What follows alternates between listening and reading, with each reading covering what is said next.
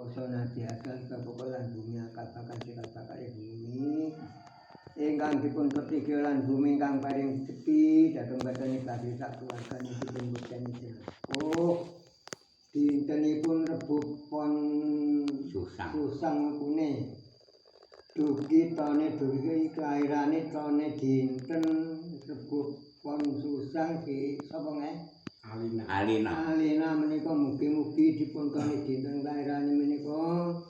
mangke rahayu slamet bena beka kalanan tego rahayu wilujeng